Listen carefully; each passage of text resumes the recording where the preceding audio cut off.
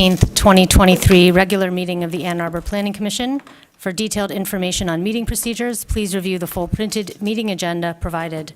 Mix Kelly, will you please call the roll? Commissioner Weiss? First. Here. Commissioner Clark? Commissioner Lee? Here. Councilmember Dish? Present. Commissioner Hammerschmidt? Here. Commissioner Mills? Here.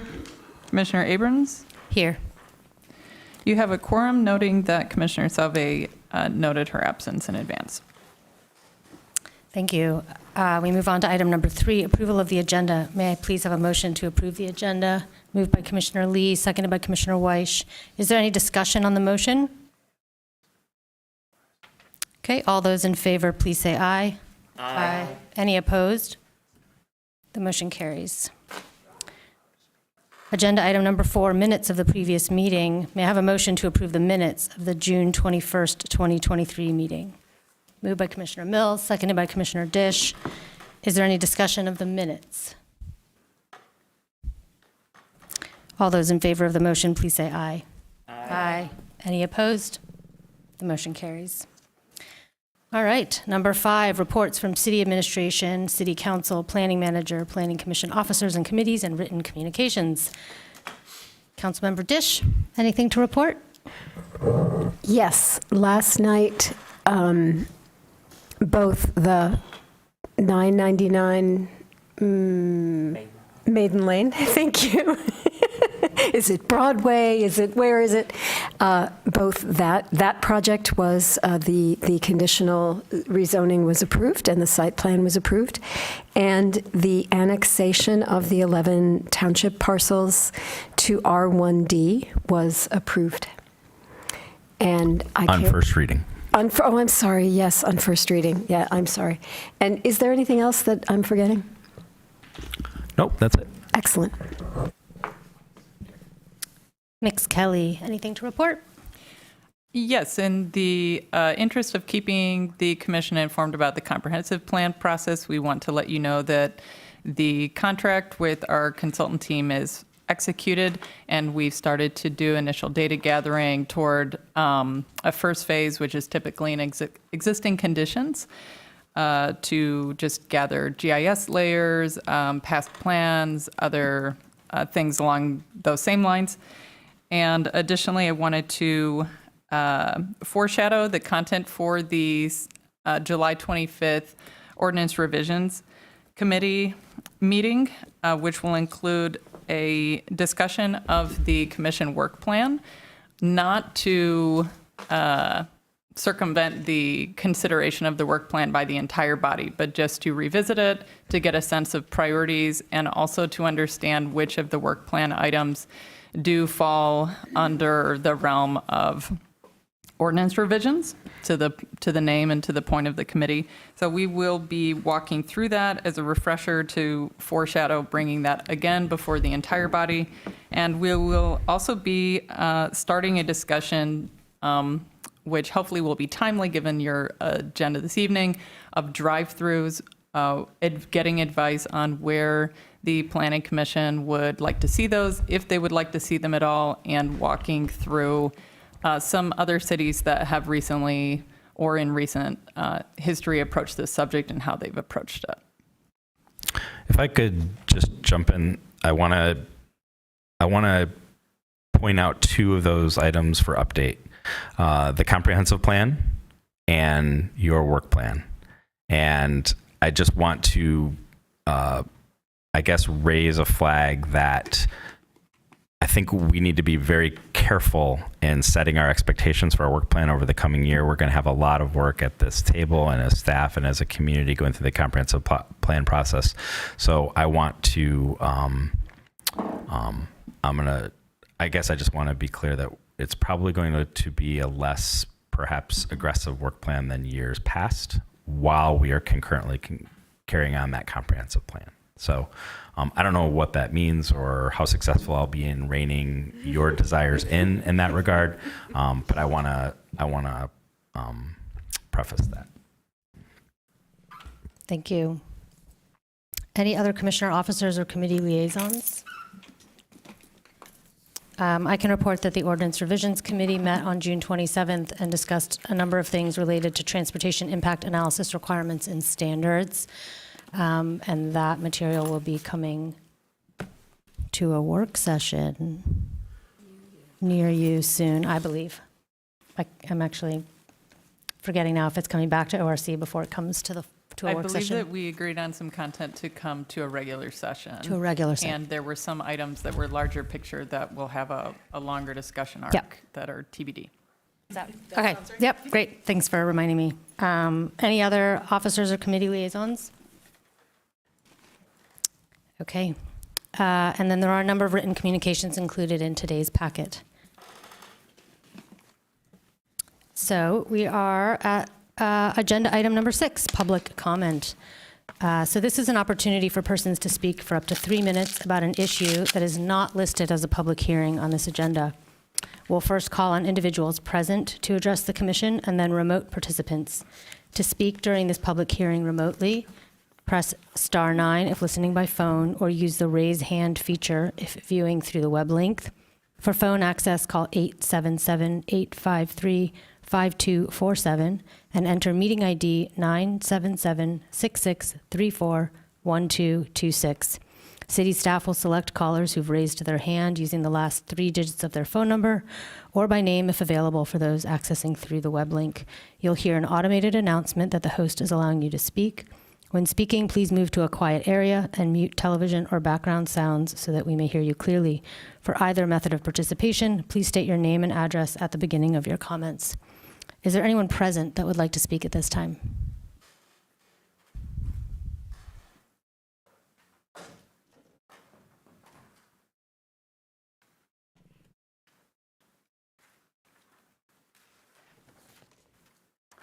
Thank you, Chair Abrams. I'm Ken Garber, 28 Haverhill Court. Maybe I'm stretching the limits of what you're allowed to talk about at these public comment sessions, but I'd like to just review some climate news this week. Phoenix hit 110 degrees for the 19th straight day, a record for a U.S. city. Canadian wildfires have burned 25 million acres, by far a record, and we're still in mid-July. Floods in Pakistan killed 15, and that's a country still trying to recover from last year's flooding that killed over 1,700 people. Heat wave in Mexico City killed at least 100 people last week, 122 degrees Fahrenheit. This is a city with a year-round temperate climate. These are really our emissions doing this. The average per capita emissions of an Indian or a Mexican is a fraction of ours. What else? Scientists at Harvard, Brown, and Duke published a paper this week in Environmental Science Letter showing that burning fossil gas is no better than coal in terms of life cycle greenhouse gas emissions over 20 and 100-year timeframes, based on well-documented methane extraction and supply chain leakage rates. Meanwhile, closer to home, as of last night, the city has approved 27 gas-burning projects, residential, commercial, and hotel, since June 1st, 2020. That's the night Council adopted the 820 Climate Action Plan, which excludes such new construction. Long before now, we were supposed to be done with that and on to the hard stuff, namely retrofits. On the mildly plus side, the Village of Oak Park, Illinois, last month approved an ordinance banning fossil gas connections and mandating heat pumps for all new commercial and residential constructions beginning January 1st, 2024, joining over 80 other cities and counties and the state of New York. Thank you. Thank you. Is there anybody else present who would like to address the commission? Sorry. Is there anyone who would like to address us remotely? To the chair, there are no hands raised. Thank you. We'll move on to agenda item 7A, public hearings scheduled for the following meeting. So a public hearing on, oh, that's you. A public hearing on the following items will be held by the Ann Arbor Planning Commission on Tuesday, August 1st, 2023 at 7 p.m. The first is 1800 Washtenaw Avenue, Evans House for Scholars. It is a special exception use for Planning Commission approval. A request to increase occupancy from 65 to 85. No proposed changes to exterior of house located on this 0.85 acre parcel, which is zoned R2B, two-family dwelling. The second public hearing is for 2805 Burton Road, and that will be for the Bright Dawn Village site plan amendment. It is for Planning Commission approval.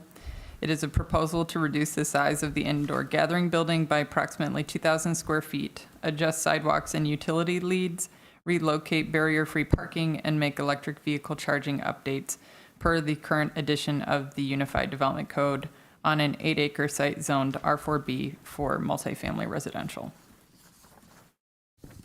Thank you. Item 8, unfinished business. So we have one item here, 3945-3957 South State. This is a continued public hearing for that site. It includes a site plan and special exception use, a proposal to reduce the size of the existing building at 3949-3957 South State by 1,384 square feet and add a drive-through lane along the rear of the building. The staff recommendation is approval. So we'll begin with a petitioner presentation, followed by a staff presentation, and then a public hearing. Good evening. Brad Moore with J. Bradley Moore and Associates Architects, representing the owners who I have with me here today, who will probably speak after me. Here's a aerial photograph of the place that you are discussing tonight. It is at the extreme periphery of the city limits. It is in an area predominated by vehicular use. It is not in an area where there's any walkability. There's no residential neighborhoods anywhere nearby. People come to and through this corridor via vehicles, whether they're gas-powered or electric. And you can tell by the other businesses that are in this corridor that that's the nature. No one's walking to Costco, certainly.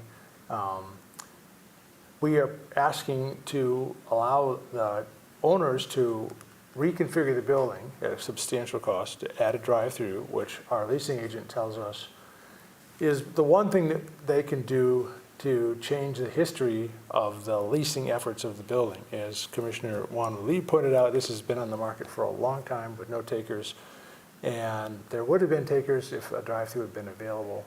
The city does permit drive-throughs, and this is critical to lots of different businesses, whether they're pharmacies or financial institutions, coffee shops. Many of them rely on the drive-through for a significant portion of their business. If you want to click to the next slide, Matt, we can look at the existing site, which is comprised of 2 buildings. There's a Jimmy John's with a drive-through on the western or front side of the building, and then there's an unused building, a shell of a building on the east side. Go ahead.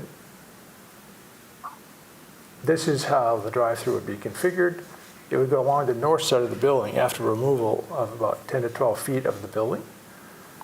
Go ahead. This is just a diagram showing that we have plenty of room to stack cars in line waiting for service at the window. As I'm sure everybody knows, cars nowadays, even if they are gas-powered, cease operating when they're standing still. And this will allow the stacking of the cars and exiting back out onto State Street. Go ahead. This is the south elevation, which remains basically unchanged. On the side elevations, you can see that the building is getting narrower, getting skinnier, but the overall length of the building doesn't change. And there's some existing photos of the building. You can see on each end there's a brick expansion joint or control joint. That's about where that removal would take place. The rest of the site is going to remain largely unchanged. It has permeable pavers. One of the additions that will be part of this project is the addition of electric vehicle chargers, which there are none now. So the city gains significant opportunity for charging electric vehicles. I think, Matt, you can speak to the fact that we're proposing to put in more than is required. And I think that's everything other than the detailed civil engineering drawings that are there if anybody wants to review them. But that's my presentation, and I'll turn it over to Jack or Gary.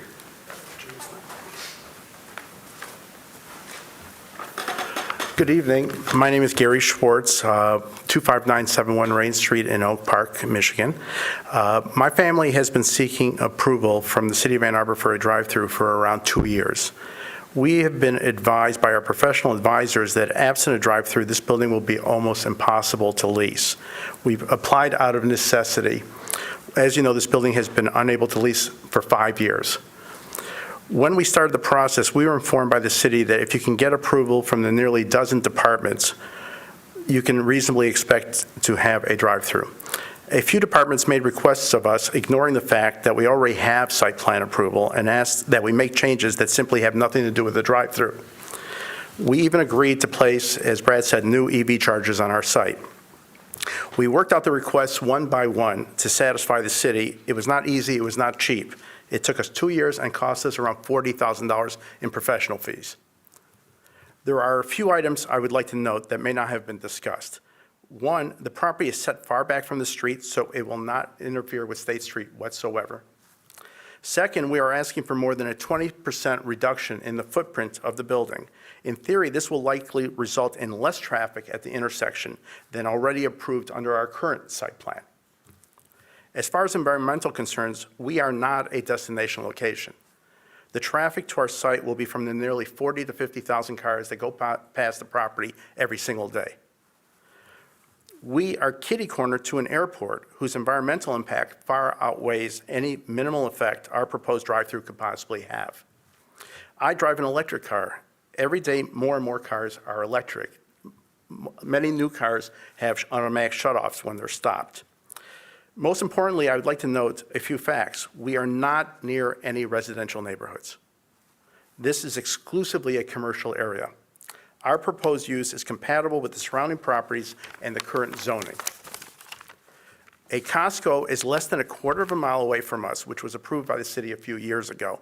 The average Costco has 500 customers an hour. The Ann Arbor Costco is more than average. I filled up my wife's car this past Sunday at a Costco at 9 a.m. before the store even opened. It was an hour before the store opened. There were 40 cars in line trying to fill up. I cannot predict the future for our location, but our location may have less than 40 cars even in a given day. We don't know what it's going to be, but we're not going to have 40 cars there at one point in time like Costco. Finally, the city has been approving hotels right next to our property. Unlike our location, the hotels are destination locations. These properties are bringing new cars to the area that would not otherwise be there. These properties are bringing new exhaust to the area, which our property will not. We relied on the city's representation that if we went through the 2 years of hurdles and satisfied each city department at great expense to us, we could reasonably expect approval from the city. The Ann Arbor law allows for drive-throughs. We really do not want to board up this building. If the commission does not want to grant us approval, I would ask the commission, tell us what we can do, what we can provide at the site to receive approval. Simply tell us what else would you like us to do. Thank you.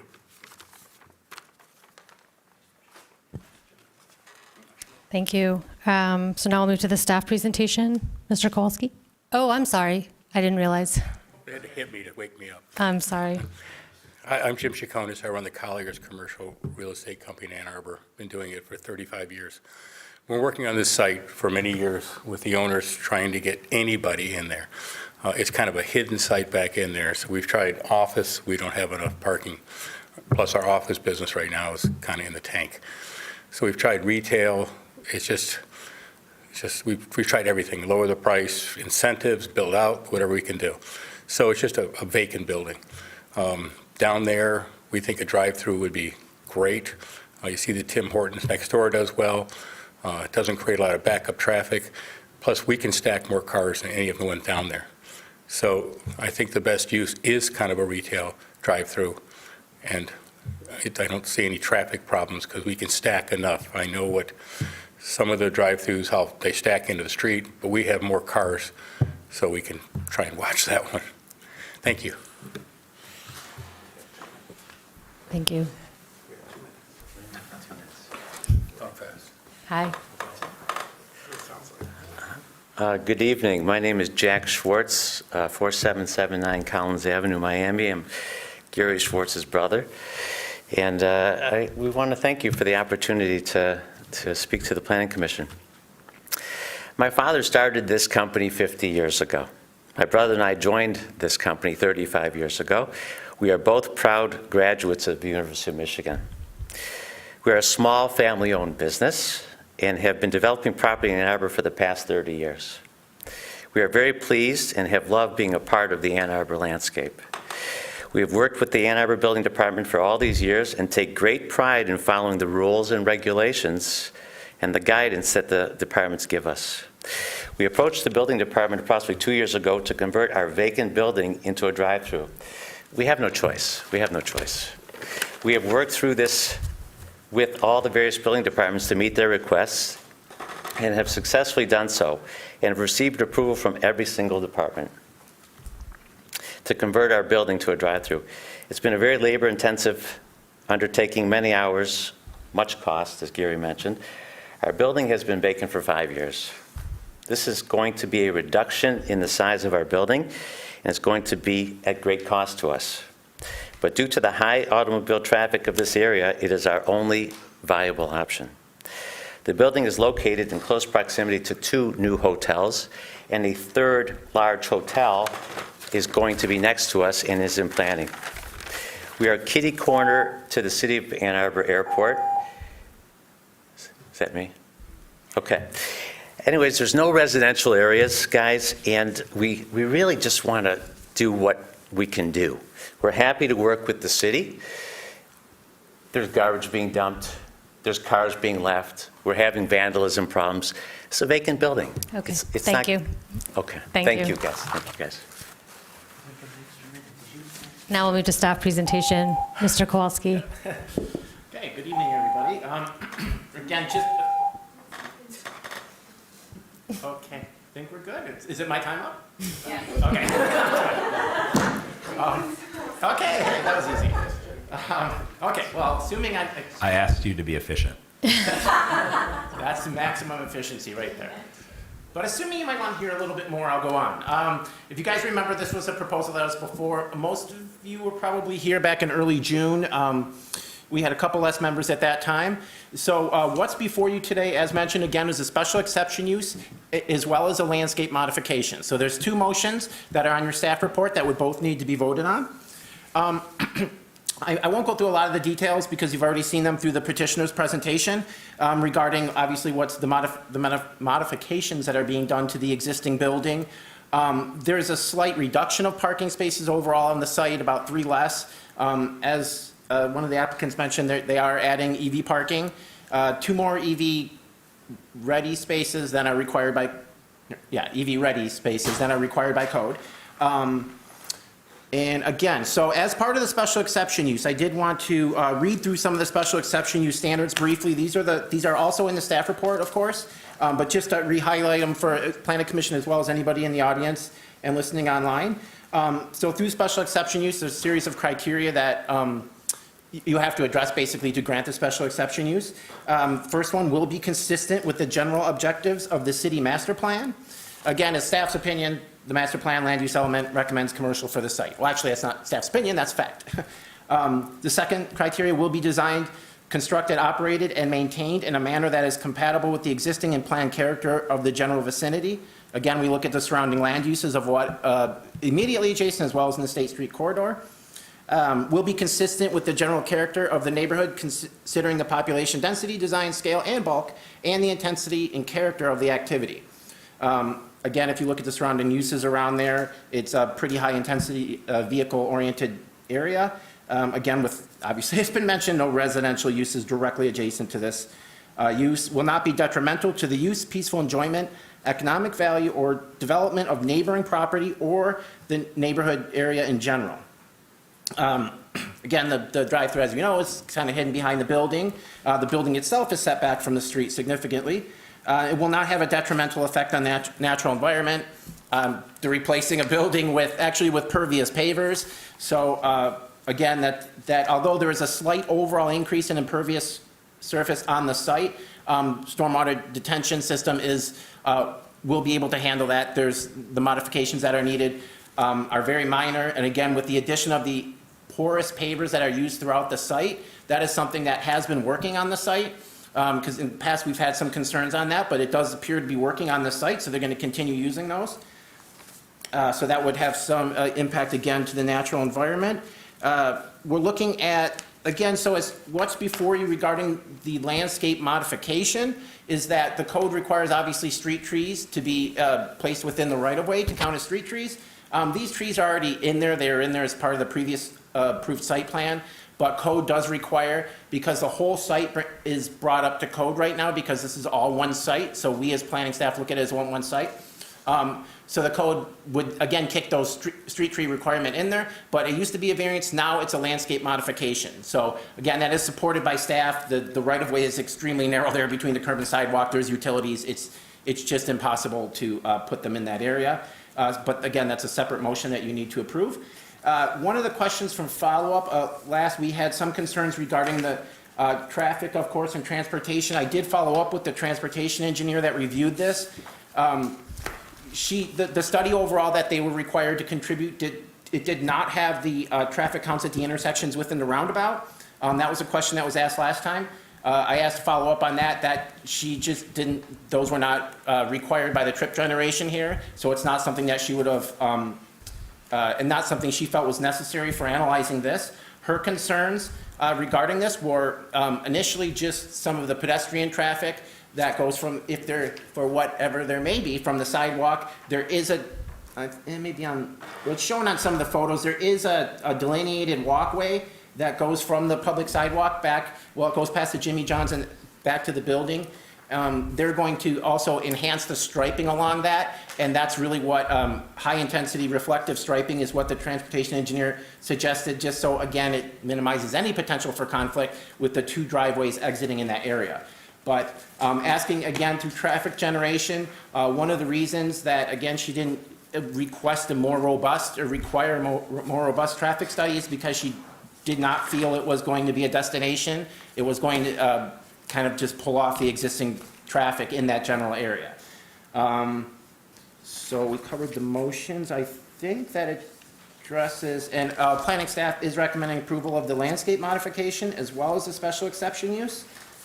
And I believe I covered everything I have highlighted, so I think that does conclude my report. I didn't even need to be buzzed out. Thank you very much. We'll move now to the public hearing. So this is an opportunity for persons to speak for up to 3 minutes about the proposed petition item. We'll first call on individuals present to address the commission, then remote participants. To speak during this public hearing remotely, press *9 if listening by phone, or use the raise hand feature if viewing through the web link.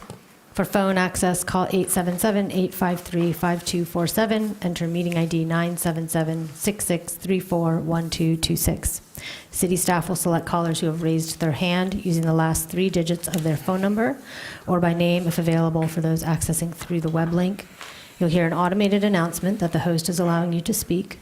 When speaking, please move to a quiet area and mute television or background sounds so we may hear you clearly. For either method of participation, please state your name and address at the beginning of your comments. Is there anyone present that would like to speak at this time? Gary Schwartz, am I allowed to Can the speak? petitioner speak during this public hearing? No, we provide an extended time for the petitioner during the 10 minutes. This would be for other commenters on it, but During we can address discussion, any though, questions. if we have questions, then Yeah. we can Okay. discuss. Thank you. Is there anyone else present who would like to speak at this time?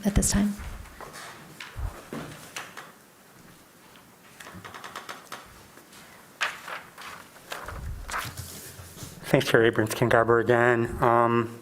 First of all, this special exception use is not a big deal. Tiny project. I spoke against it in June, but if you approve it tonight, that's fine.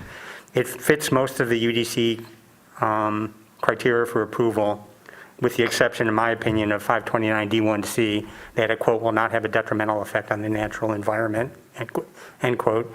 I disagree with Mr. Kowalski on this. I think that adding pavement specifically for a drive-through will increase vehicle emissions from vehicle idling. Mr. Moore is correct. Many new cars do have stop-start ignition systems, but many people disable them or buy vehicles without them, and there's a lot of older vehicles also. But I have to admit, right now, drive-thrus are all the rage for restaurants, banks, some retailers. I live near a Starbucks that just remodeled to accommodate more drive-through customers. Panera recently vacated its buildings on both Plymouth and Jackson Roads in order to build new nearby Paneras with drive-thrus. After you denied the U of M Credit Union SEU in April, which was the right call, I spoke to Credit Union President Tiffany Ford, who told me that something like 40% of customers at the Credit Union's Jackson Road branch do use the drive-thru there. In fact, back when I drove a car, I used that drive-thru my ATM several times myself.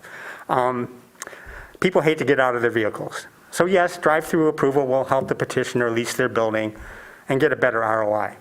So go ahead and vote yes, it's okay. But consider this, the city has twice rezoned this property at petitioner request.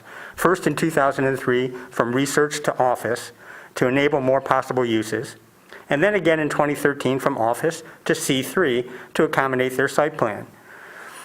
They chose to build speculative retail on a sliver of property that has no visibility from State Street and next to no visibility and zero access from Ellsworth. Why did they do this? The Schwartzes can tell you if you're interested. I'd be interested. But the question here tonight is, should you help them out yet again?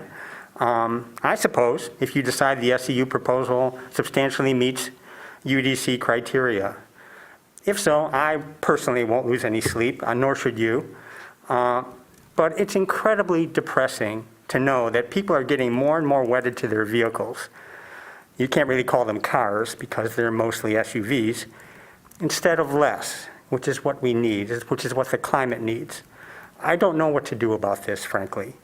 But banning new drive-thrus in Ann Arbor, as Minneapolis did, would be one small step. Thank you. Thank you. Is there anyone that would like to address the commission remotely? There are no hands raised at this time. Thank you. Currently, the proposed motions are, it's proposed to take the proposed motions together. Is there anybody who would like to discuss that or speak in favor of taking them separately? Okay. So we're going to take the motions together. I'll read them now. The first motion reads, the Ann Arbor City Planning Commission, after hearing all interested persons and reviewing all relevant information, finds the petition to substantially meet the standards in Chapter 55 Unified Development Code, Section 5.29.5, Special Exceptions, approves the 3949-3957 South State Street Special Exception Use, 3945-3957 South State Street, for a drive-through facility. This approval is based on the following findings. It will be consistent with the general objectives of the city comprehensive plan of commercial uses in the area, and the proposed use will not adversely impact traffic, pedestrians, bicyclists, circulation, or road intersections based on the location. The proposed use is consistent with other surrounding uses and traffic impact. Am I seeing a typo? Sorry. No, okay. Uses apostrophe traffic impact, pardon me. The second motion reads, the Ann Arbor City Planning Commission hereby approves the 3949-3957 South State Street site plan at 3945-3957 South State Street, including a landscape modification that allows existing trees just outside the right-of-way to be counted as required street trees. Moved by Commissioner Mills, seconded by Commissioner Lee. We are now in discussion. Is there anybody who'd like to begin discussion of this motion? These motions.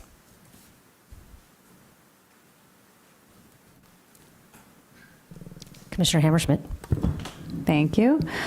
I know we have feelings about drive-thrus at this table. I don't really have those feelings about drive-thrus. I will say, I mean, hopefully, you know, Mr. Moore mentioned it's not really a walkable area. It's not pedestrian friendly. Very true. Hopefully, eventually, this area will be more walkable. However, I mean, I think for me, just hearing everything that we've heard tonight, seeing where this is located, I wouldn't want to see the building boarded up. I wouldn't want to see it demolished to rebuild anything new. That's definitely not sustainable. It's been 5 years that you've been, I'm assuming, actively trying to lease this. I'm fine with this. and I will support this. I do have a question, though, and I don't know whose purview this would be under, but would you consider, if it's the petitioner, allowing bikes to go through the drive-through? Because I feel like there are a lot of drive-throughs that you can't do that. I don't know if that's a city thing. Well, I don't know. Oftentimes, it's a condition of the underwriter of the insurance of the tenant, because they have to insure that property. And so if you find an underwriter that will do that, that's fine, but many won't, because they don't want a bicyclist between two vehicles and someone's crunching. Yeah. So it's really an insurance underwriting issue. Okay. Well, The answer is yes. you We'd would. be happy to. Okay. If you can find somebody to underwrite that. Apparently. I'm just trying to think forward, you know, like, and as more people bike, as the city gets more bike lanes, like, depending on what leases here, if it's something that you might want to ride a bike to, being able to just, like, you know, pick up a prescription at a pharmacy drive-through window could be, you know, without having to park your bike and lock your bike. Might be something people want to do. I don't know. Okay. Well, I'm sorry that it took you 2 years to get through approvals, but I'm supportive of this. So I hope that something useful to the community will lease the space for you. That's it. Commissioner Mills? I agree largely with what Commissioner Hammerschmidt has to say. I think oftentimes the scrutiny that I really pick up on for drive-throughs is the impact that it would have on pedestrian safety. And where this is, it's very unlikely to have that there would be queuing kind of at the sidewalk, or that it would impact that at all. My sense is, if there's a place for drive-throughs within our city boundaries, this is it.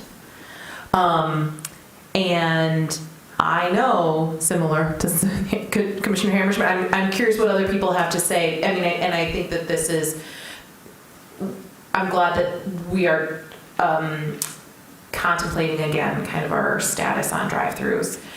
I would also add, I think that a vacant building is not a great neighbor.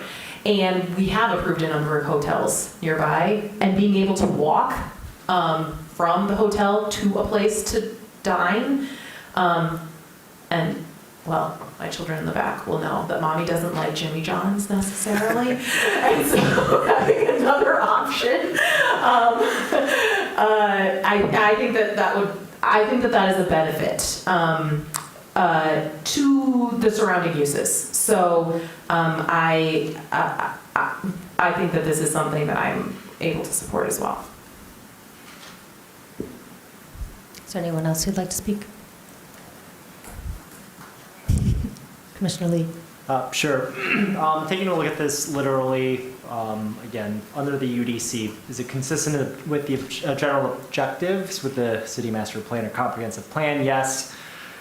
Designed, constructed, operated in a manner compatible with the existing and planned character of the general vicinity? I believe so. Again, Bell Tire, Quick Lube, Zippy's Auto Wash, Speedway.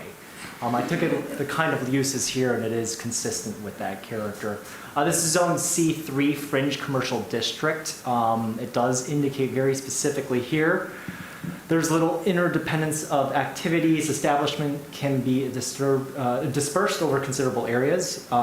Good automobile accessibility is essential to the districts. So the use is permitted because of their lack of intense pedestrian activity. And the required contact with auto access would be incompatible in the downtown area. I do think that it substantially meets the UDC prescribed special exception use. Will also be in support of this. And then just contextually speaking for those listening, let's just, I was running some very rough math here. They are voluntarily saying that they're going to reduce their building by about 1,500 square feet. So if we have 15 triple net per square foot, let's just look at it that way, and they use an 8.5% cap rate, they're literally saying I'm going to reduce the value of my building by $300,000. So that's basically saying I don't think this is going to lease for the next 3 years of rent, just from a valuation standpoint. So this is not an easy decision for anybody to make. So I did just want to kind of reiterate from a financial standpoint, this is because this is kind of a necessity.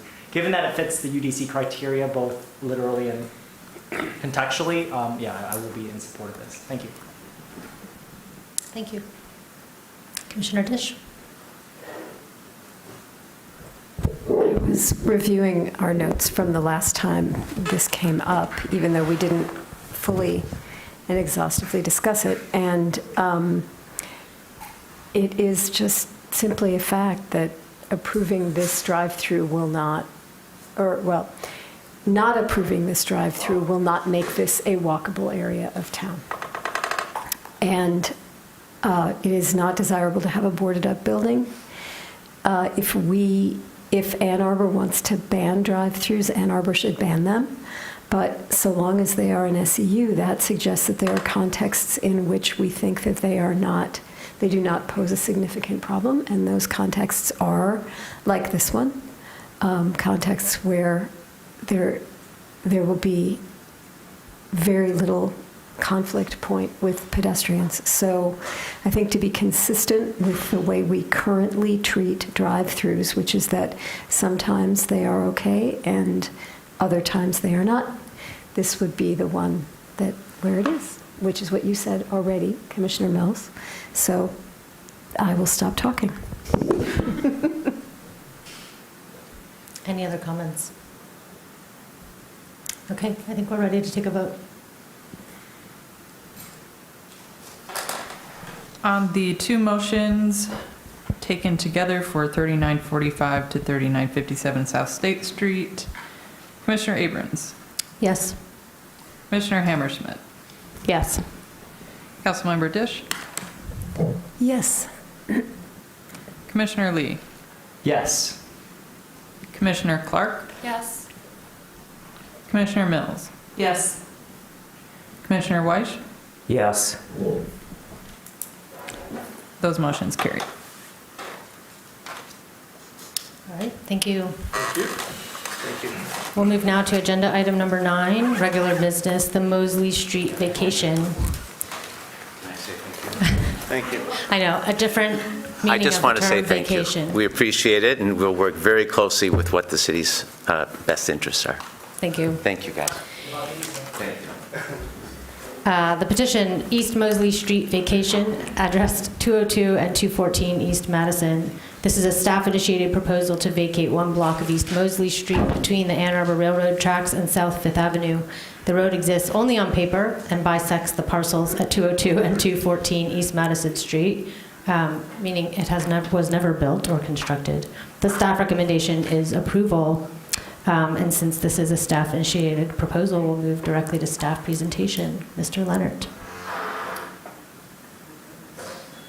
Yes, I will be the less successful city planner Jill Thatcher this evening, whose petition this is. But thank you for the introduction. This is, as indicated, a proposed street vacation. My apologies, there are a couple references in the staff report to an alley vacation. It is a street. The process is the same. This is the first instance. I'm going to highlight the second instance of me getting caught in copying and pasting previous staff reports. But this site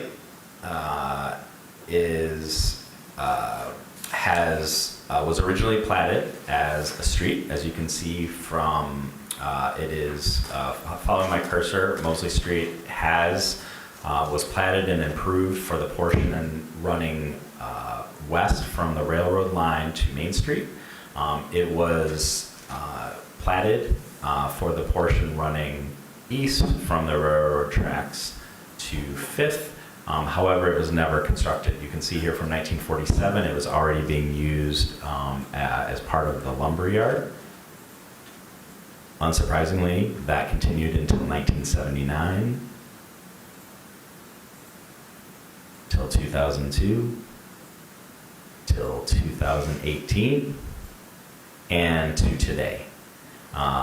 As noted, this property has been acquired by the University of Michigan. My understanding is their plans are to construct a new L-Bell Field marching band practice facility at this site, which is always fun to hear. And as part of that, we're trying to assist with some cleanup of land ownership records. As noted, it's never been used as a public right-of-way. There are no utilities. It doesn't serve a significant pedestrian vehicular throughway in any regards. There's no passage of the railroad tracks at that point. Upon vacation, the property would revert to the ownership on either side of it. It'd be split down the middle normally, but in this case, both sides of that are owned by the University of Michigan, so they would assume ownership of it. Staff recommends that the Planning Commission recommend approval of said vacation. It will progress to City Council for final consideration.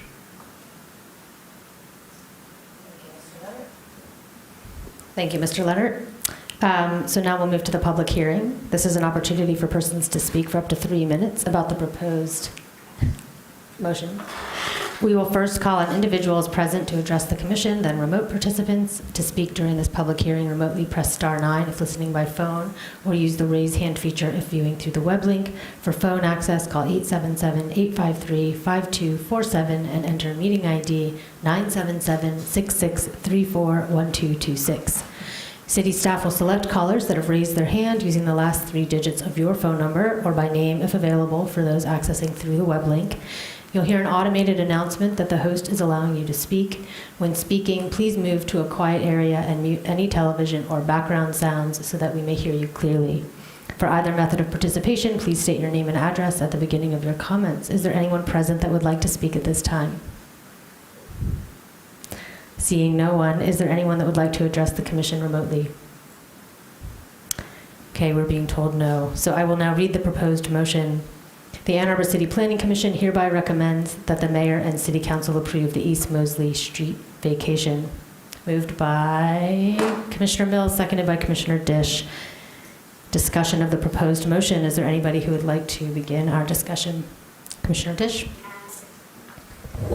I can't think of any reason not to say yes to this, but I want to know if when an unbuilt street goes on a vacation, is it a paved vacation or an unpaved vacation?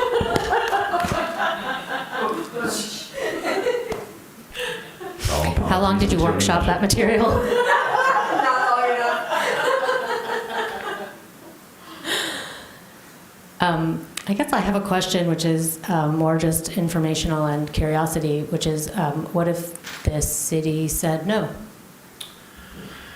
Well, if the city council said no, then I suspect that there would probably be a lot of research, probably by lawyers, into what has been the history and use of that property. I would not that I can confess for 100 years of history or 100 plus years of history, but it appears that there never was any intention to build it out. There could have even been some action that formalized the use of it for some other use than a street. At this point, trying to put together the title and deeds for the property, we've not been able to locate that. So if for some reason the city decided not to vacate it, at this point I think it's more of probably a tidy cleaning up of title search, but I don't know. But I think that a lot of lawyers would probably get involved to say what the traditional use of it has been and what does that mean. And so Fingerly Lumber used that and the street predecessors of without Fingerly any Lumber forever. Great, thanks. Yeah, Commissioner Hammerschmidt. Sort of a follow-up to that I was thinking of as we were going through this. Do you think because of that city-owned land? From a title perspective, it appears to be a city street. Appears. So there's no compensation to the city for vacating? The city is, when the city vacates property, it typically does just that. It relinquishes the property to the surrounding property owners. So it's an unpaid vacation? I'm sorry, I had to. It's a permanent vacation. It's a permanent vacation. Okay. Let's keep going. It would be nice if the city could earn some money for that. Mm-hmm. Any other questions? At a minimum, we will be paid with the beautiful dulcet sounds of the Michigan Marching Band. It's not taxable now. It's a street. Right. The university could cover the staff time required to deal with the vacation. Any other comments or questions? You've made this last longer than it needed to sit. I'm sorry. I believe we're ready for a roll call vote. Ms. Kelly, thank you.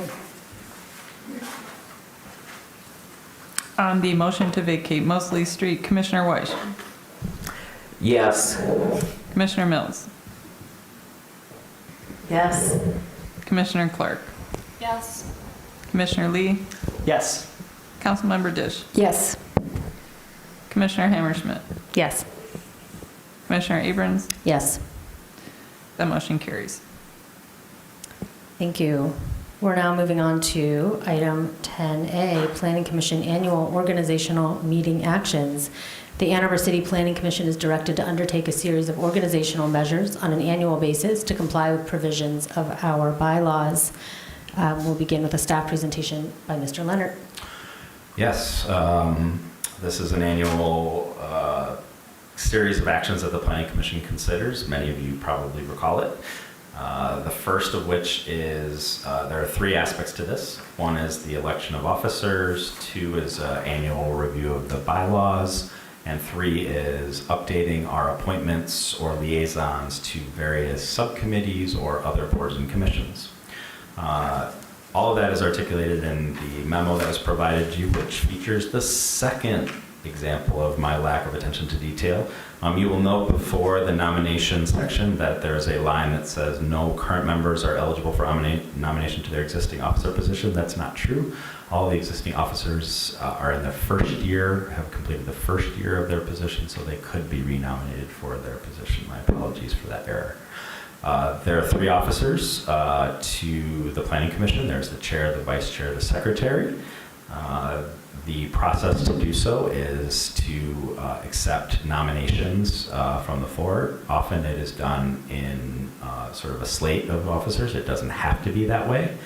In the event that there were multiple nominations, we will make sure that all opportunities for nominations for a slate of officers have been exhausted, and then we would start a voting process on those in likely the order that they were originally nominated and accepted for consideration. In the event that there are multiple slates of officers nominated, after nomination, ideally those members will acknowledge and accept that they are willing to take that role, and then we will take a vote after that to actually elect those people to those offices. In our case, because of the resignation of Commissioner Gibb Randall, we definitely need a new officer somewhere in there. And so maybe we can go through that, and then after completion of that, I can walk through action on the bylaws. Okay, thank you, Mr. Leonard. I would like to nominate, or make a nomination. I would like to nominate Lisa Sauvé for chair, myself for vice chair, and Donna Weish for secretary. Are there any other nominations from the floor?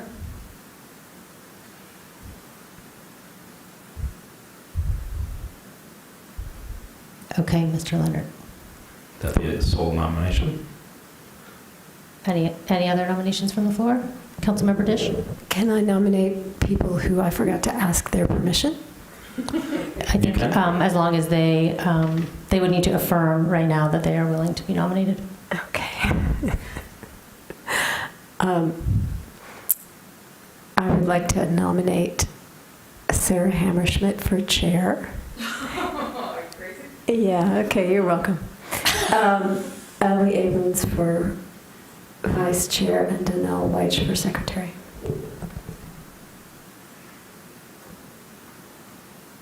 Okay. Are there any other nominations? Let's vote. These can be voice votes. Well, don't we first need to get people's consent to be Oh, yes, thank you. to have been nominated? Thank you. Yes, we should get consent of all those people willing to serve, and then we will take votes on those nominations. Okay, so Commissioner Weich, do you accept the nomination as presented? Yes. Commissioner Hammerschmidt, do you accept the nomination as presented? I'll accept it, but I don't have to vote for myself, do I? We can't make you vote Okay, in any way. You don't have to do anything. I also accept my self-nomination. And previously via email, Commissioner Sauvé did indicate that she would be willing to accept chair, so I would approve. So with that, everybody would be willing to step up or maintain in their roles. So the first nomination slate of officers is Commissioner Sauvé for chair, Abrams for vice chair, and White for secretary. If the chair could conduct a voice vote of all those approving that slate of nominated officers. And just to be clear, we're going to vote on both slates. Yep. Okay. So is everybody clear about the voting process here? Okay. No, you can't vote for both. So in order for a slate of officers to be nominated, the Planning Commission has to approve that vote to nominate them for that. So if a majority vote in favor of the first slate, Then we will go to the next slate, and I just want to be clear, I'm sort of new territory for me here, but how I would suggest is that the Planning Commission is clear in approving the first nomination. We take a vote. Yes, we as a Planning Commission would accept these candidates. We would take a similar vote on the second. And then if one of those is affirmative and one of those is not affirmative, the affirmative one is going to proceed to a vote. If they were both affirmative, then I'm going to go in the order of that they were nominated, and we would vote on the first slate of officers. And the first time we get to a majority vote of a slate of officers, that would be selected. Commissioner Hammerschmidt. Can I just make this easier on us? I really appreciate your nomination. I think the only difference here is me and Commissioner Sauvé for chair. Correct. If she is happy to do it, I feel like I'm doing a lot. And maybe like the next term I could be something, but maybe I should withdraw my nomination. Just to make it easier on us. And just let's vote on the first slate. Does that make sense? So you will not accept the nomination? I guess. Okay. Because I would vote against myself anyway, so. And I don't want to feel like I'm in high school. Commissioner Dish.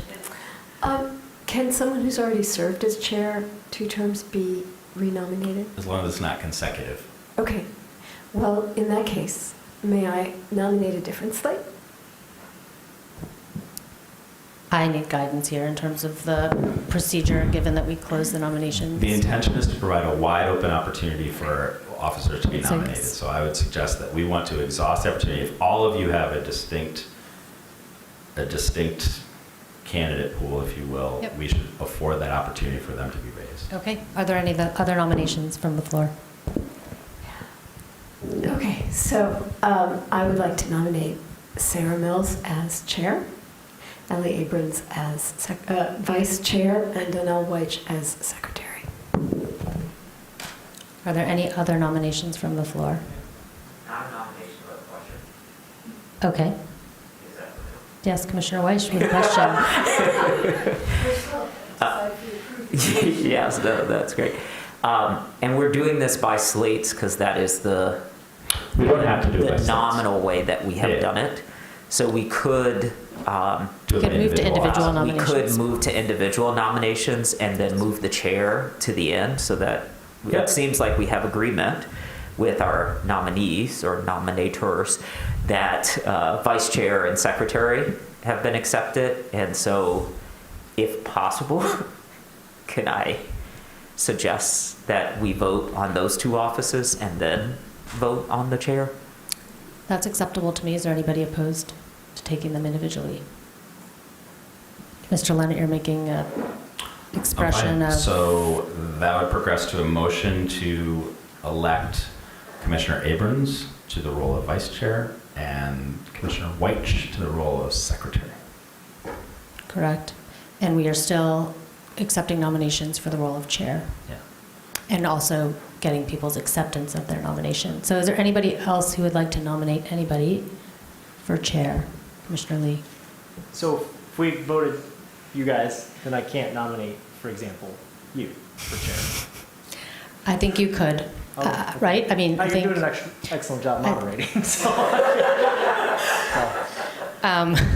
So I don't mean to make this more. No, I think nominations are open. I think anybody can nominate anybody for any role that they would like to. Commissioner Lee. I nominate Ellie Abrams for chair. Okay, so we currently have 3 nominees for chair, myself, Lisa Sauve, and Sarah Mills. Are there any other nominations? So I will say that I'm going to ask you if you accept. Oh, did you have a question? Well, I thought you were maybe anxious that I was moving on without getting your consent first. Commissioner Mills. thank you. Commissioner Lee's question made me think of a slate that I would like to nominate, if that's all right. I know. I would like to nominate Commissioner Abrams for chair, Commissioner Lee for vice chair, and Commissioner Weich for secretary.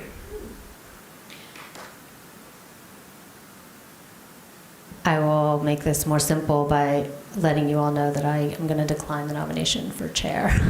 I'm at capacity and already considered that and decided against it, so thank you very much.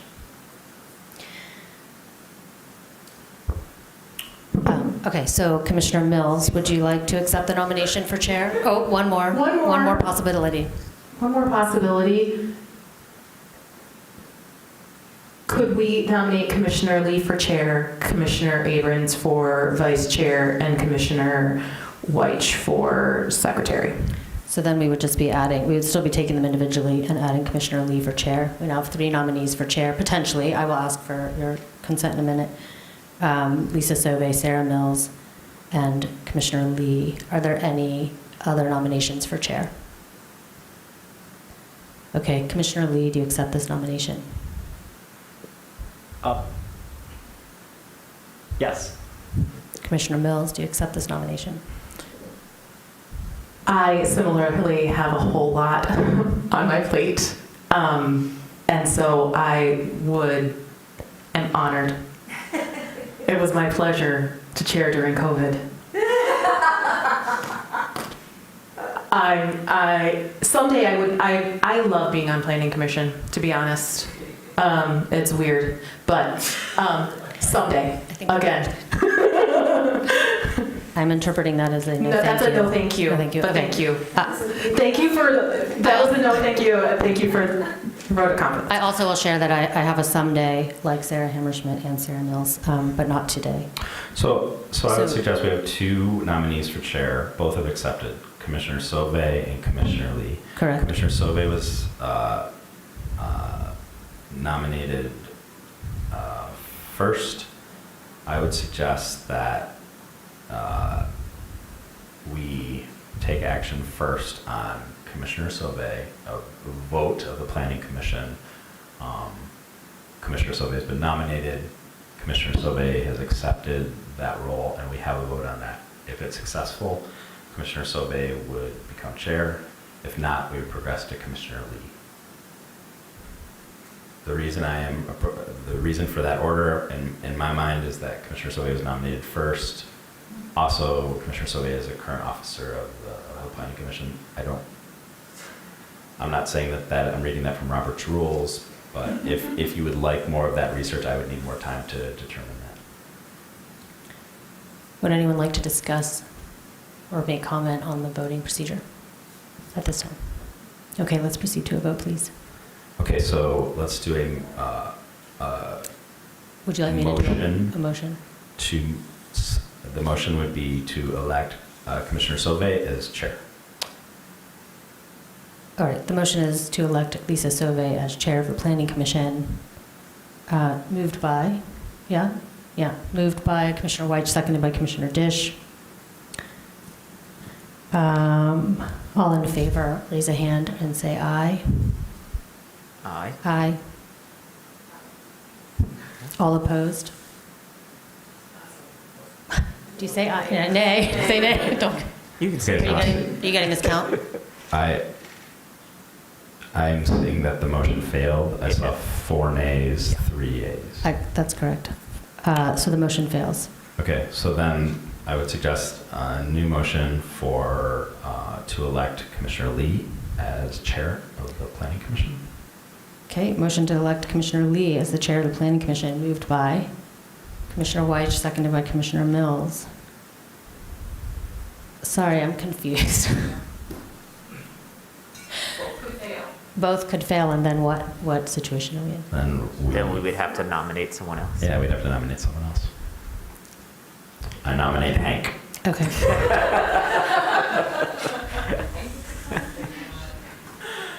Okay. Okay. All in favor, please raise your hand and say aye. We need a motion and a second. We did motion and, I'm and sorry. moved I'm and sorry. second. You didn't write it down. My apologies. Delete that from I the tape. moved it. And I seconded it. Yes. Yeah. Did you get that, Ms. Kelly? Okay. All those, sorry. The voice vote, all those in favor? All those in favor say aye. Raise your hand. I'm seeing 6 ayes. Yeah. Please leave them raised. Unanimous. The motion carries. Congratulations, Commissioner Lee. Commissioner Lee, you may assume the chair. Right now? And I take It's my up to you. script with me.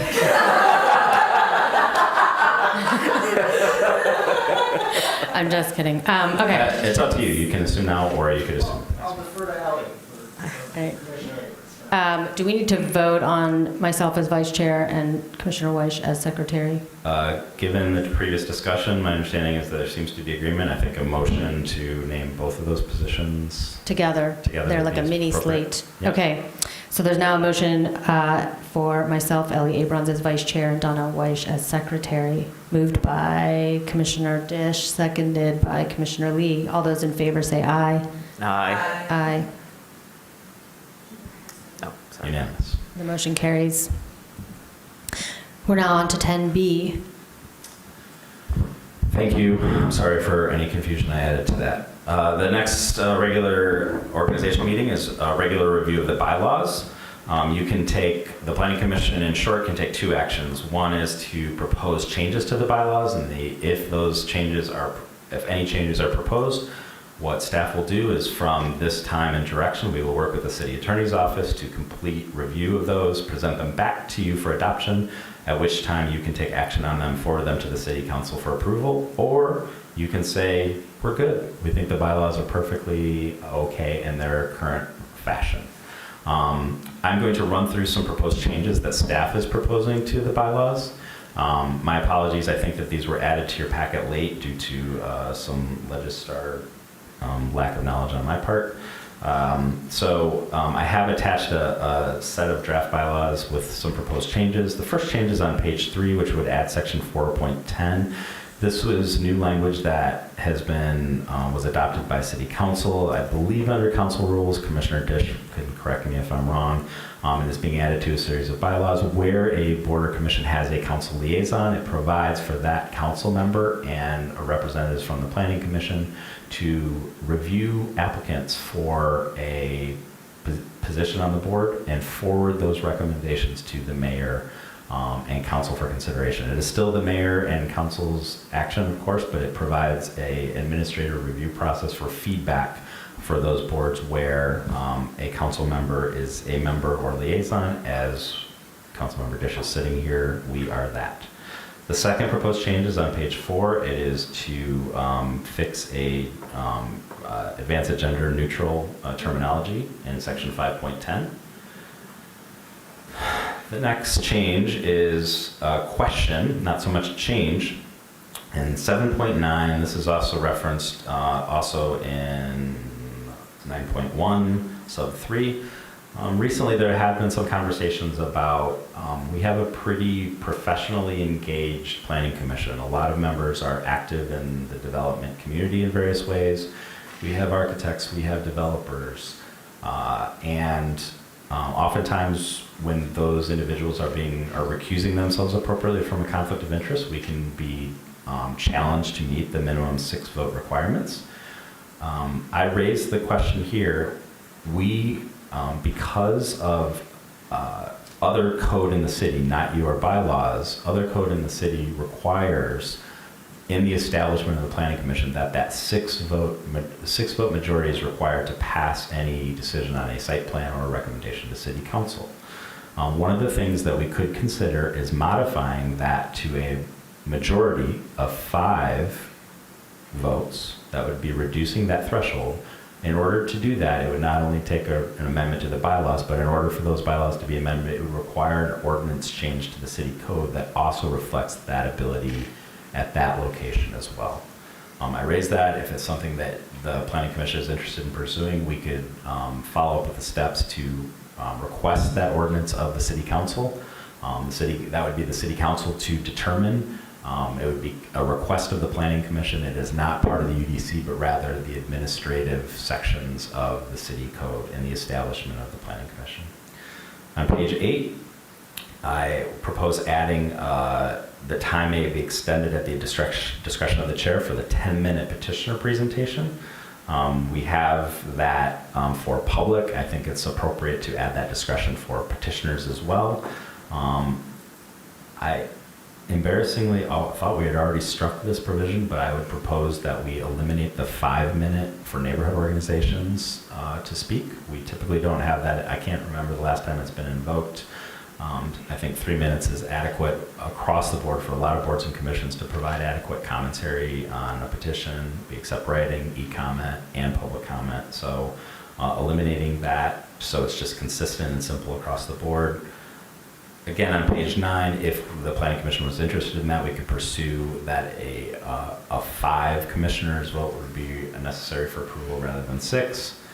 Finally, on page 11, a couple of I would say ministerial proposed changes. One is the most current version of Robert's Rules of Order. That's something our attorney's office has already suggested. I don't know why it makes a big difference, but I don't have an objection to it. And some softening, frankly, of amendment to our bylaws and review of the bylaws that say that the Planning Commission should review them on an annual basis, but doesn't create any sort of, expectation that we're not doing our duty if we choose not to. Those are changes that I proposed. You could consider some of them. You could consider none of them. You could add additional changes, or as I said, you could determine that the bylaws are appropriate in their current format and no adjustment is necessary. Thank you, Mr. Leonard. Yeah, Commissioner Mills, and then Commissioner Wedge. I actually was going to ask the question about what happens if we change the 6s to 5s and council doesn't do anything. But actually, your proposed change to 14.1, yes, makes clear that no matter what we change in this, council approves this. This is not just an internal to us. So I like this. I think I like most of the changes. The only one, and speaking for Commissioner, or putting myself back in the chair seat once upon a time, it's nice that the chair has discretion, but I think it's also nice to say, you've had your 10 minutes.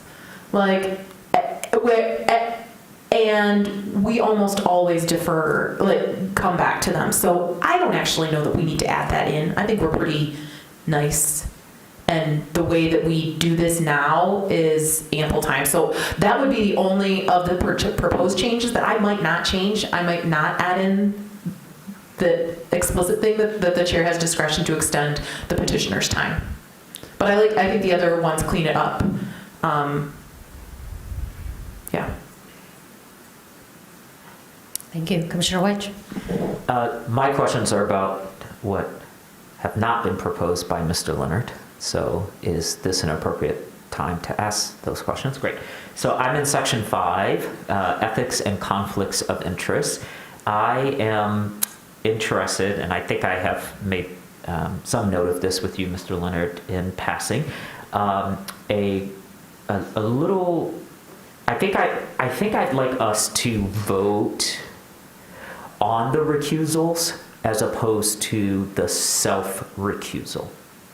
And part of the reason for that is related to why we are potentially proposing to go from 6 to 5, is because often now Chair Lee has to recuse himself because his employer is a substantial real estate holder in the city and may be impacted by a zoning change. And I know you all have conversation around that, but at the council table, the council member acknowledges the potential conflict, and then the table votes on that conflict. And then after a successful vote, they are recused. In our practice, it's just a self-recusal, and then they walk away from the table.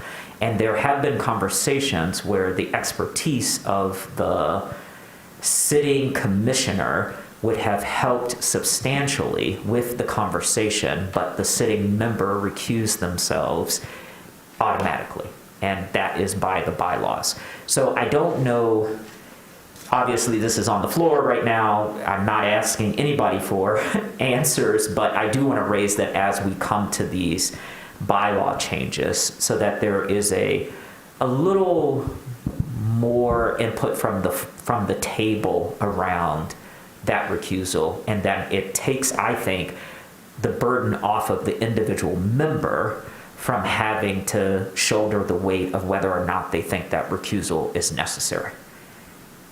Did I communicate clearly? Okay. Yeah, that's appropriate feedback. If it's desired to pursue these changes, we can. I appreciate the reference to the city council method. That's something I would probably talk to the attorney's office about, that sample language. I don't know if there's reasons why this is better in the circumstances versus that, but we can definitely explore that to see if it's possible.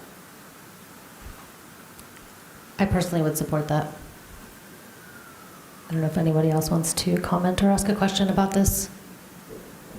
Commissioner Mills? Yeah, I don't, because my employer is not subject to zoning. Like it rarely would put me in a weird position unless it's like my neighbor, or, you know, like that. So, but I'm curious, like, I absolutely agree with where you're coming from, but if it also puts people who, and there's multiple people who've had this, been in this situation, but if it puts them in a weird situation with their employer, which I don't know. And I think that, so I'm not in that situation. I'm just trying to imagine, like, both sides. I can see, like, you not wanting to seem swayed one way or the other, but I also, like, I don't want to force someone into a situation that puts them in a really awkward position with their job that's actually paid. Well, I don't think Commissioner White is probably looking at that either. I think what you're saying is, you wouldn't want to be in a position where the planning commission is saying, oh, you should vote on this, but the individual doesn't agree with that. Is that, okay. But let me just bring both of those and continue to look at it if we're going to present some revised bylaws to see if there's a way to address that. I think that's fair, because personal integrity might have a different threshold than your colleague at the table on it. Sure. Commissioner White? I believe we could resolve that with an abstention. So they could still participate in the substance of the discussion and then abstain from the vote, because then they don't have the conflict. And recently, the chair of the Independent Police Oversight Committee resigned that position because their employer prohibits them from participating in any city-based organizations. And so they had to resign in order to do that. So I would say we have a tool. The tool is abstention, but we don't use that tool at this table. The person just leaves the table. And I think your expertise, I think the gathered expertise of who sits at the table is what is helpful. Even if you choose not to vote in favor or against, having you at the table to tell us, or maybe let's be more selfish, to tell me what I do not know is really valuable. And I am making this plea selfishly. Thank you. This is not a tool that we use, and I like exploring that a lot. Yeah, I will. I don't know why it hasn't been used. I think that I've always thought that abstentions were challenging because if there's a question of whether or not you should vote on it, even participating in the discussion has a sphere of influence. And so, but they exist, so I don't know the appropriate ways in which but that's a question that we can definitely discuss. I will say that it's always been my understanding that we are discouraged from abstaining outside of this potential situation with a conflict of interest, and instead actually voting no or asking for the information we would need so that we could make an informed vote, yes or no. So I think that's often why it hasn't been used here at the table. Any other discussion about the question around recusal? Yeah, Commissioner Lee. I guess I'd be interested in what kind of language would exist, just because is it something to the effect of notwithstanding the foregoing in the event that planning commissioners deem, through a majority of votes, just because there's, I'm thinking practically, right? Let's talk TC1, for example. My employer owns a property in TC1 that would benefit from a discussion. It does say at 5.1, it's a member of the commission shall abstain from discussion, voting, or otherwise acting in any manner where that member is involved in a conflict of interest. So I'm just trying to think about like what language helps to override. So I guess I'm interested to see how that like mechanically works. And really conflict of interest is not only the actual conflict, but it's also the perception thereof. So it gets very tricky, and it does, like, as a majority, you compel me to talk about TC1 because of my, again, like, and I have plenty of opinions about TC1, sure, I live it. I want to make sure that the public knows that I'm here as a civil servant, not as anything to serve. So I am just kind of interested, just because it does exceed more than just the actual conflict itself, but the perception thereof. So I'd love to see the language. This is kind of a complex topic. So, and just how it would kind of negate some of the other elements of 5.1 and really the entire section, right? So in my world, it's just, I got to be the better safe than sorry, right? And I just want to make sure that the public knows I'm really here just as a public servant. So, and not really acting in a manner that sways one way or the other. So. This is probably getting too complex, but in other organizations that I have participated in or on the boards of, one way that we deal with conflict of interest is that you name it, and you also declare your strategy for mitigating it, which is to say that you would find some way, just as a way of dealing with public perception, which would be to be very transparent about your understanding of that conflict and what you plan to do to mitigate it. And that allows a lot of flexibility beyond just recusal. So that might be some option, although it's a little squishy, I understand. Commissioner Weich. Yeah, and I think and not to put you in the focal point of this part of the conversation, Commissioner Lee, but that is where we are. After doing the MSU extension training on planning and participating on a board, we had a whole section on recusals, and they walked through scenarios, and the best practice that the instructors gave was that the planning board vote on, there was a disclosure and then there was a vote. And as I sit at the table, we just declare and then withdraw. And so I just wanted to come somewhere between those. And a lot of the language in 5.1 is about individual, not employer. The employer one is in 0.5, and it's acting as an applicant or has a direct interest in the outcome. And indirectly, we might all have to recuse ourselves as zoning changes property values because we have or this says a direct interest in the outcome. So it's just trying to clean up the language for the point of you being on board, which is you bring in expertise to some of these conversations that we don't have, or at least I don't have, and I feel like that is missing. Now, we could mitigate that in another way by knowing that there's going to be something where you're going to recuse yourself and we have a subject matter expert who is available to answer those kinds of questions. But often at the table, your lived experiences change how I perceive something. I think almost to a person, you all have said something that I hadn't considered, and I appreciated that. And I think that makes me a better commissioner, and it helps move our objectives forward. So that's my ethos. I'm not trying to force you to participate in meetings that you don't think you should participate in. Thank you. Mr. Leonard, do you feel like you have what you need to come back to us with some more information or a proposal? Yeah, I think I'm going to start a little bit clean slate with the attorney's office. Like how can we sort of elevate this? How can we provide more opportunities to get the expertise of our appointees without creating concerns? I think that's the net goal that we're trying to achieve here. So, yeah. Thank you. I have a quick matter. On the bottom of page 3, there's another instance of the use of gendered language that we could change. Any other comments? Commissioner Hammerschmidt? I have so Article 14, Section 14.1.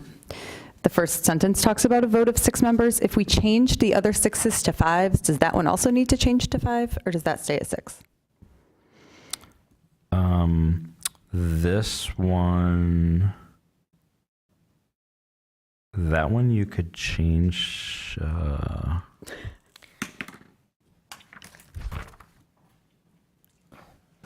I will add that.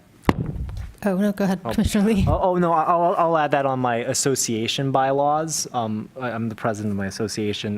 There's like a higher standard, I think, of votes for amending bylaws. So I don't know but this is just specifically to the amendment of bylaws. So I'm just throwing that as an anecdote. I just didn't know if we wanted to be consistent, if we were going to change it to 5. Yeah. Everything else was changed to 5. I'm just asking. Well, I think it would be good to discuss the 5 versus 6 as a topic. Before we do that, can generally. I also just say I would also be fine with just leaving out the 10-minute discretion of the chair thing. I don't think we've ever. I don't know. I don't think I've ever seen an instance where I'd want a petitioner to go longer. And I'm wondering about the 3-minute public participation discretion of the chair, just to make them consistent like you wanted to do. Do we want to delete the chair may extend an individual speaking time? I don't think it's been a huge issue. It does provide some flexibility if the Planning Commission wants to hear from another aspect or a follow-up question or something in that regard that otherwise you might be limited to, but I'm just trying to be consistent. yeah. No, I think it's either way. I'm good It's either a way. fair question. My initial reaction is I don't think that's broke. Okay. Not that I think the developer one is. I was just trying to add some consistency. I'll also add that I would be in favor of leaving discretion for public speakers, but not adding discretion for petitioners. Agreeing with Commissioner Mills, essentially, yeah. Does anybody want to discuss or make a comment on changing affirmative vote of 6 to 5? Commissioner Mills. Just while we're at it, there's one more place that hasn't been flagged that has 6, and this is about when you, let's see, then it's 7.15, and this is closed sessions. But I think that may be linked to state law. And so I just wanted, but I thought I'd flag it. That's the only other one that I saw. I will check that, but that is that I didn't flag that. I think that is a state law requirement to go into a closed session. It is a higher threshold, but I'll double check that. Okay. Councilmember Dish. I just wondered if staff, either Mix Kelly or Mr. Leonard, had any thoughts about the implications of us reducing from 6 to 5. I was going to say 5 to 6, which wouldn't be a reduction.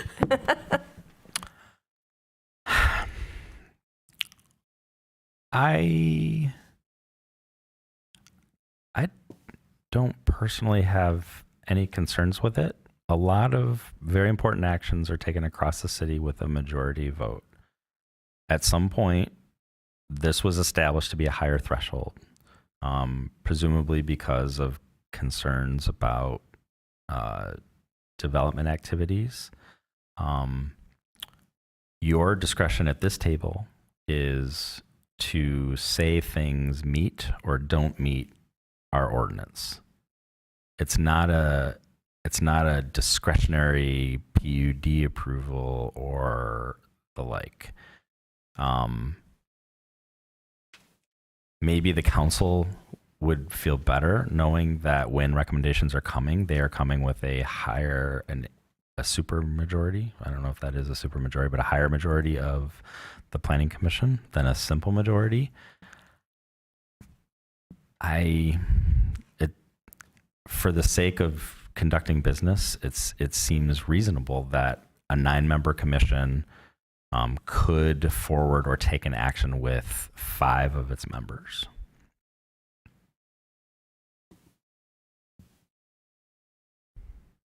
But I'm not sure what my planning forefathers envisioned.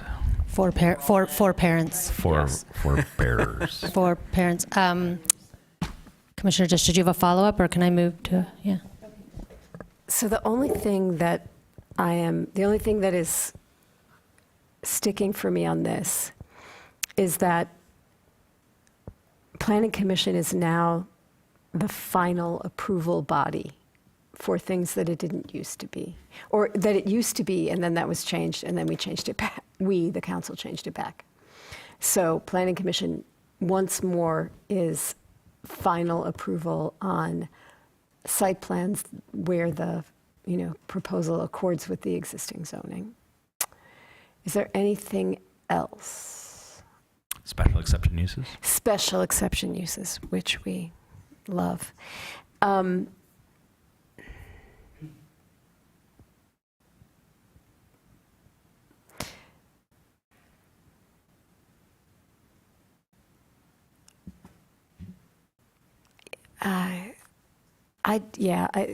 It's hard for me to see why 6 versus 5 makes any difference. Yeah. Commissioner Weich. So thank you for actually making these changes, because I feel like a lot of these changes are related to the things I've been raising at the table around the size and when we have recusals. So I think they're all sort of interconnected, which is we've had to send to council a couple technical failures that were actual approvals at the table because they didn't meet the threshold. And given we haven't changed our recusal rules, we could have at any meeting up to 2 commissioners who have to recuse themselves. And I feel like that could, having it have to be at 6, it puts a lot of pressure at the table. So I think going to 5 is actually helpful, given that we can't have alternates. So I started this conversation with, could we have alternates? Because of the recusals, we can't have alternates, and the recusal policy hasn't changed, so anyone can self-recuse, which then has an impact both on petitioners, has an impact on what we sent to council, has an impact on our work schedule because things may get postponed and delayed. So I just feel like it's all these cascades because we're tight into this structure. So the 5 actually feels like it provides space for us to get all of the work that is before us done and to do it in a reasonable way at the table without postponement, delay, or sending technical denials, which are approvals, to council. It doesn't seem like it's hurt anything, but in the community, there has been some manipulation of the failures at the table and talking about sort of projects that then go on to council, because people aren't in the weeds with us on, even though we voted 5-2 or whatever the vote was, a majority at the table, but it still fails, and so goes there as a failure. So I think the 5 helps us with that, and it feels like a good compromise since we can't have alternatives, and we haven't yet changed our recusal policy. So if we changed our recusal policy, then we might not need the 5, and we could stay at the 6 because more people could sit at the table. So those are some of my thoughts of why I think it is helpful. Thank you. Any other comments for discussion? Commissioner Mills? So just in terms of practical next steps, like, does it make sense, staff, if we were to change it from 6 to 5, we could do that tonight, should we do it tonight, forward it on to council, knowing that council's got to change something else, but they have to actually approve this before any of this goes into action anyway? Does that make sense? Or should we, so that's one question, and then I'm going to say the other one because I think that they're related. How long do you think it's going to take to get back information about recusals? And I know we have to review our bylaws now, but is there anything that says that we can't come? I didn't read that we can't come back. So currently the bylaws require you review them once a year. One of the proposed changes here basically says you should, but you don't have to. You shall not be slapped on the hand if you don't. If you forget. So you could always come back to it. To your first question, it would not be appropriate to adopt new bylaws tonight. What the decision before you tonight is, they're good as it is, or we would like to pursue these changes. And what I am hearing so far is sort of a combination of the changes that I proposed. The one striking the discretion for developers seems to have some common support across the table to not include that potential change. I'm going to explore a revamping of the ethics and conflicts of interest to explore a required vote or action by the commission for a recusal, how that might relate when that vote is at odds about what an individual commissioner is feeling or concerned about, and I'm going to explore how and when abstentions are appropriate versus recusal, all towards the goal of trying to bring as much expertise of our members to the applicable discussions as is appropriate. So that's not changes that I'm going to present. Those are changes that I'm going to go to the attorney's office. I'm going to say, how can we explore this? What are the examples? Let's look at the council rules, how they do it. What's appropriate, what's not appropriate. The motion I'm presenting to you would task us with trying to accomplish that and bring back revised bylaws to you on August 15th. Then you would adopt them, and that would be the action to recommend them to City Council.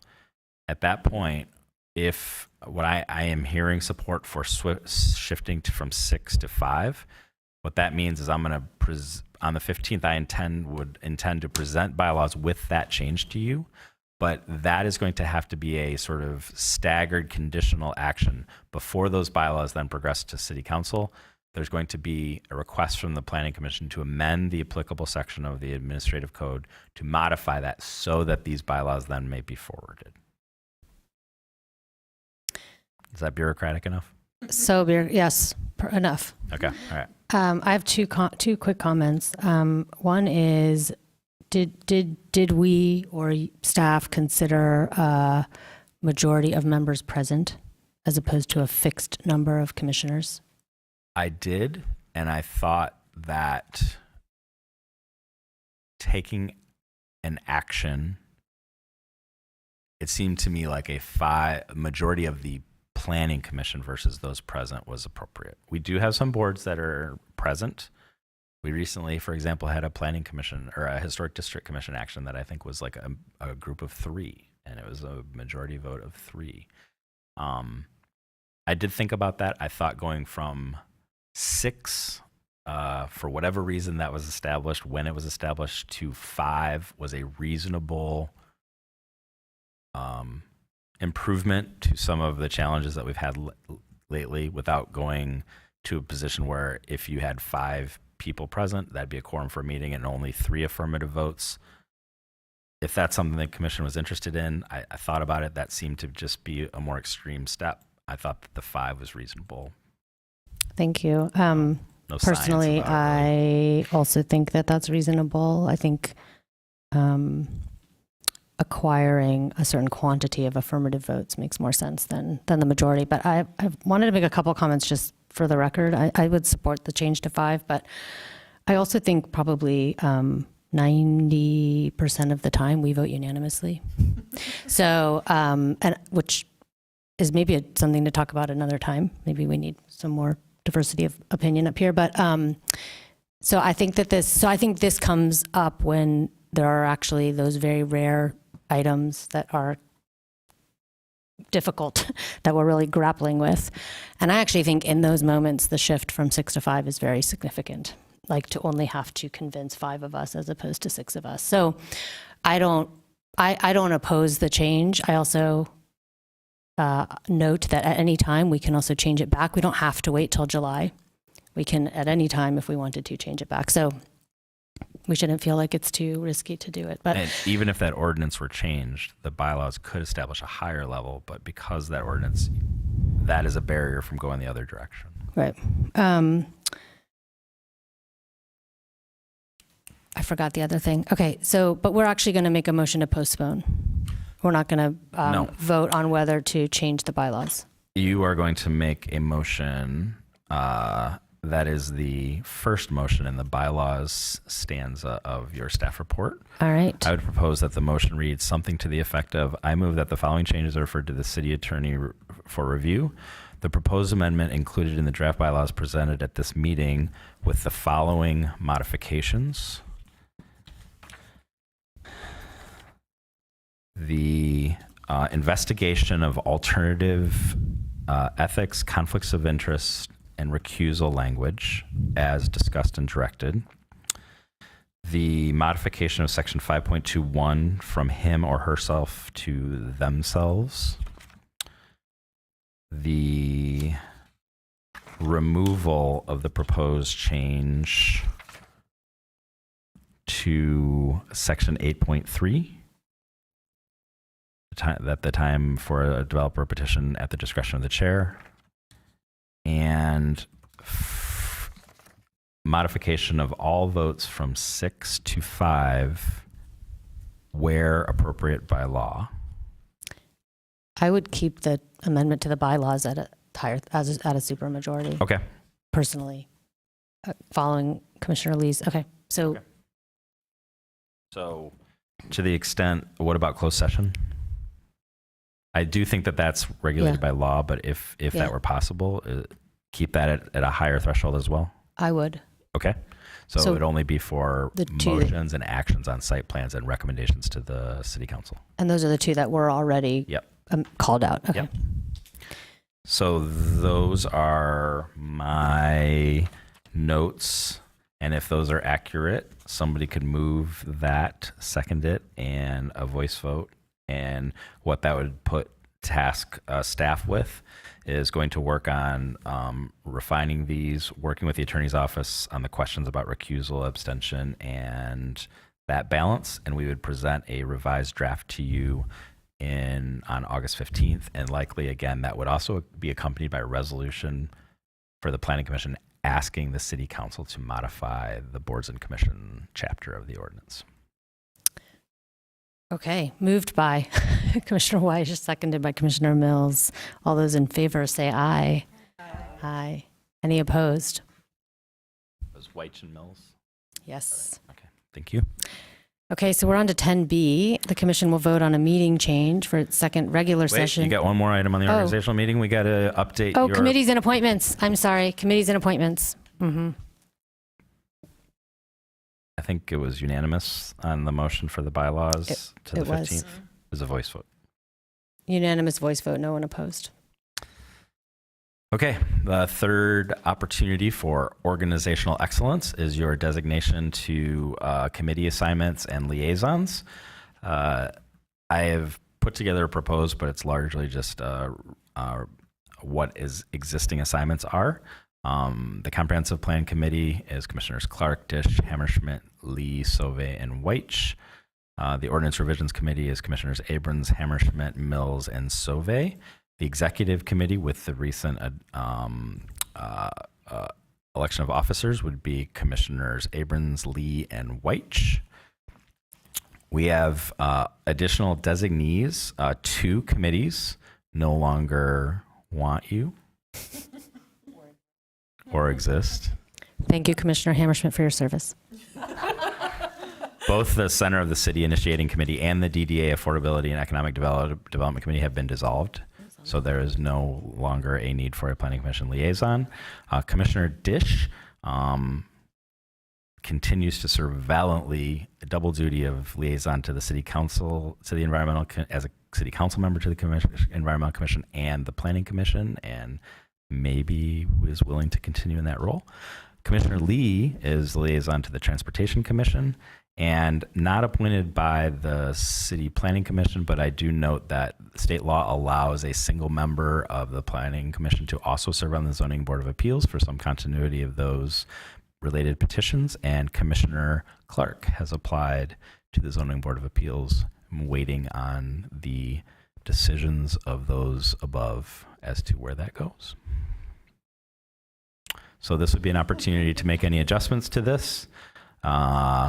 Things that jump out to me are Commissioner Lee, if you want to continue in your role as liaison to the Transportation Commission, given your new role as chair. If you do, then I would welcome any changes, or it could be adopted in its current form. Commissioner Lee? Yeah, I recall that Commissioner Weich at some point expressed some interest in the Transportation Commission. Okay, so, okay, DDA. Nice try. No. No, I legitimately thought I did not. I was wondering why you were making eye contact with me. I was like, who's hi. behind me? Yeah, no, okay. Never mind. Okay. No. I like serving on the Transportation Commission. It was my sub area of concentration in planning school. So. Wonderful. Yeah. I do have to ask, just like the executive committee, just as far, I'm new to it, so I have no idea. What is like the additional time commitment to? I think we meet once or twice a year. Okay. Sometimes not at all. Okay. Got it. Understood. Yeah, no, I will. Yeah, fair question. Most recently, we have met to discuss the retreat, a planning commission retreat. Okay. Cool. But it's very. On vacation. Unpaved. Unpaved. This is the joke that's really going to keep on giving. Are there any other comments or proposed revisions to the committee assignments as proposed? Could somebody move second right. and a voice vote on that? I move the commissioner appointments reflected on the attachment as modified during discussion be approved. Moved by Commissioner Weich, seconded by Commissioner Mills. All in favor say aye. Aye. The motion carries. Now we move on to the meeting change for our second regular session in August, from Wednesday, August 16th to regular meeting day of Tuesday, August 15th. Without objection, that change will be made. Are there any objections?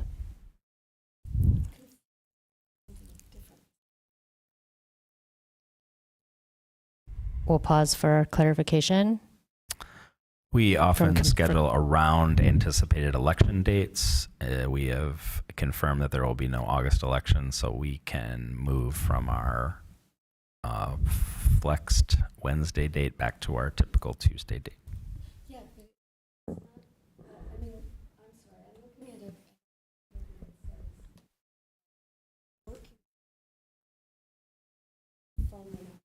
I'm sorry, to the chair, is your microphone on? It's hard to hear you. That also did happen. Oh, okay. There was a previous also, we moved the previous week's working session from the 8th to the 9th. Okay, so So we are currently scheduled to meet Wednesday, the 9th as a working session, and now Tuesday, the 15th as a regular meeting. yes, and this is odd. I'm just looking at a piece of paper that only has the move of the 9th meeting to the 8th. I think that's Has from it a changed? previous, Huh. or I don't know what you're looking at, but, It's the one that I found on the agenda, but okay. oh, okay, I'm So- sorry. Yeah, that's what you have too, right? That's what it looks like it's moving. Okay, yeah, that's what it looks like it's moving, but you have something else moving, Chair Abrams. Give us 1 minute. You're right. So the revised meeting schedule that was attached to this agenda item shows a move from August 9th to August 8th. Commissioner Dish is correct.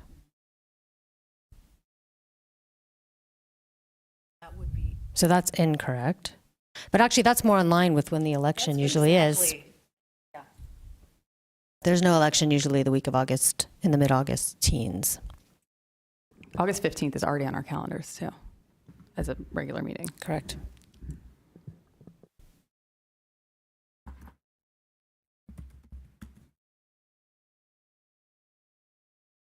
Thank you, Commissioner Dish, for catching that.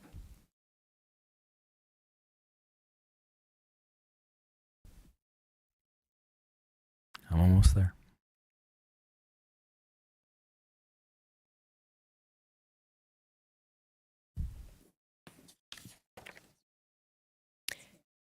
Yeah, I think it's correct in the agenda. It's just incorrect in my script. So I think I just misspoke. So can I start over, please? May I please start again? This is why I'm not chair.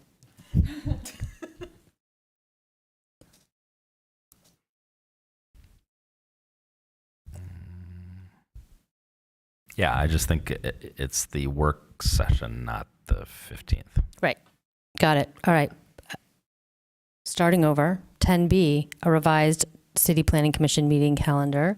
The commission will vote on a meeting change for our working session in August from Wednesday, August 9th to the regular meeting day of Tuesday, August 8th. Without objection, that change will be made. Are there any objections? All right. That change is approved. We're on to agenda item 11, public comment. I don't see anyone present in the room with us. Is there anybody who has been joining the meeting, who is joining the meeting remotely? Okay, seeing no one, then I will skip the long script for remote participants to speak to us. On to number 12, commission proposed business. Is there any commission proposed business?